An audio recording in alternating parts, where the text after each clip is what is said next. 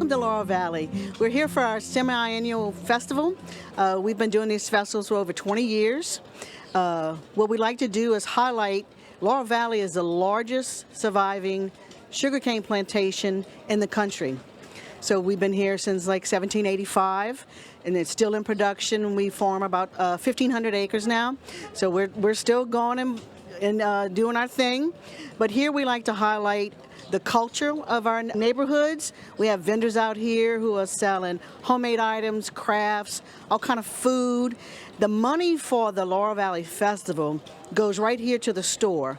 This store has been here since 1905 and was opened up by A.T.N. Boudreaux. Part of it is a museum, part of it is local items, crafts, food items, all kind of historical stuff. But the money from this goes to maintain this building, which is over 100 years old, so it's in a constant state of preservation. We also have farm animals that we need to buy feed for. This is all run by volunteers. So if you need something to do during the week and you have free time, come out here and volunteer. We see people from all over the country, all over the world.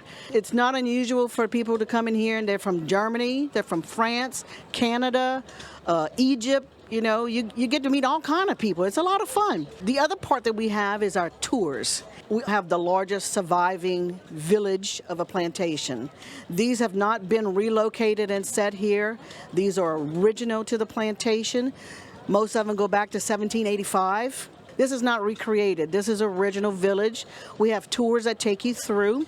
You can go into some of the houses. We go to the old sugar mill. We also have a movie set. That was from the Ray Charles movie. We have a recreation of his childhood home here.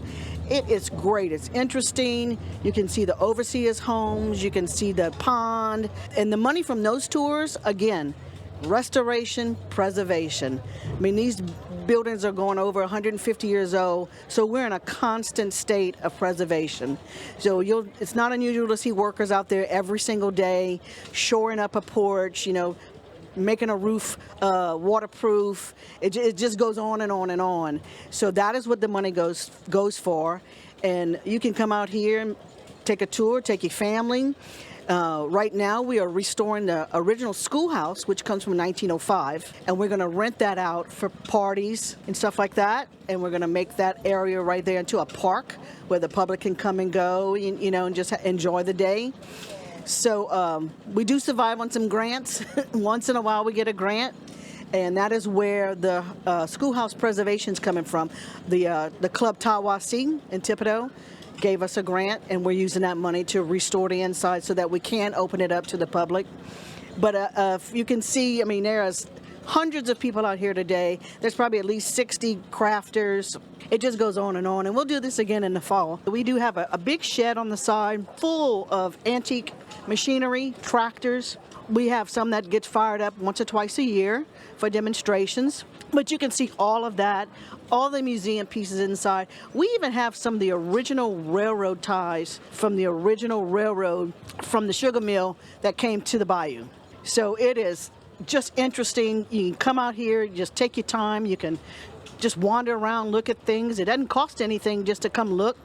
But if you'd like to take a tour, there's a nominal fee. Most people, it's about $15, which is about half the price of most tours nowadays. You can spend hours here just browsing around. I love to bring the grandkids out here. They like to climb on the old engines and like to feed the animals.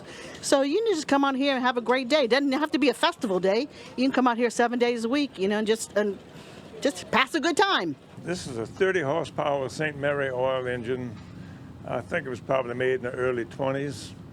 It's similar to a diesel engine, just a little different fuel injection system. This engine was used in Napoleonville on a sawmill. Ms. Giraldi donated it to the club, and some guys, when I first got into the club, were rebuilding it. I helped to get it started. And it's been running here since probably about 1992.